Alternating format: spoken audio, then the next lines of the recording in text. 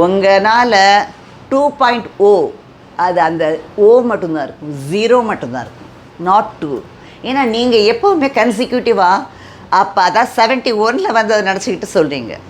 71 உங்கள் அப்பா, அதையும் என்னோட நிறைய வீடியோஸில் சொல்லியிருக்கேன், அதான் பிஃபோர் ஹேண்டாகவே டிசால்வ் பண்ணிக்கிட்டார் உங்கள் மினிஸ்ட்ரியை பண்ணிக்கிட்டு. ஏன்னா அவர் பேக்டோர், நீங்கள் இபிஎஸ்ஐ எப்போ பார்த்தாலும் சொல்கிறீங்களே ஊந்து தவிழ்ந்துன்னு, அதே ஊந்து தவிழ்ந்து அவர் பண்ணாரான்னு தெரியல.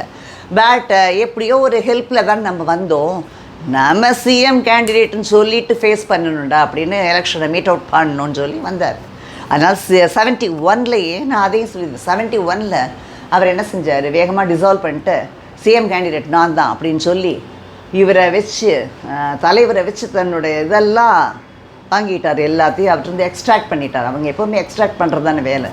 பண்ணி எல்லாம் பண்ணிவிட்டு சிஎம் ஆனதுக்கப்புறம் தான் எக்ஸ்பெல் பண்ணார்.